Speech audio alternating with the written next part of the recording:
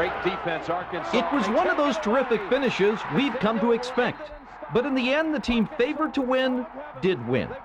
But as we basketball fans know, that doesn't always happen. So tonight, from just over the line in Milan, Indiana, the quintessential basketball upset.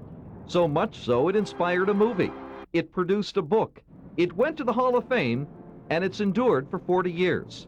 We didn't have television, we didn't have telephone, we didn't have electricity, we didn't have running water. But they did have basketball. And though there were only 75 boys at Milan High School, the Indians went to the state in 1953 and reached the finals in '54. We were playing the team that had won more state tournaments in Indiana than any others, Muncie Central. Nobody liked Muncie Central except those that went to Muncie Central. Still has some of the old. Oh, it's still that same aura when you come in here. Bobby Plump and his Milan teammates, coached by Marvin Wood, came to what was then known as Butler Fieldhouse.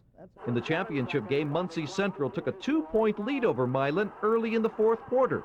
Then Plump suddenly started to hold the ball.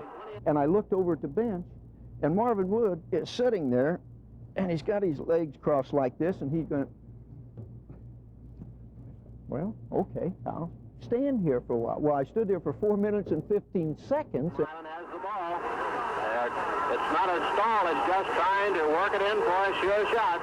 Somebody asked Marvin after the game, and he said, what in the world were you thinking of? Fourth quarter, down 28-26, you got Plump standing out there for 4 minutes and 15 days. He said, I'm just trying to think of something to do. Milan eventually tied up the game, and with 18 seconds left, called a timeout.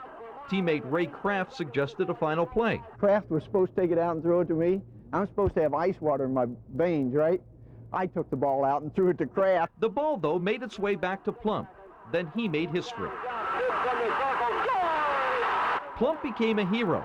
Milan became famous. A massive celebration honored these unlikely champions. There's not a great deal of traffic through Milan these days. In fact, the town has shrunk.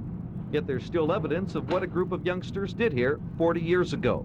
Bobby Plump has been remembered many times. In fact, he lives only 10 minutes from the field house and has never forgotten exactly what happened. And I remember looking at the clock and waiting until there was 8 or 9 seconds, and I gave a fake left and went right and went up, and it went in. Honest, he did that on his first and only try, just like he did 40 state tournaments ago. I told you this floor has always been nice to me.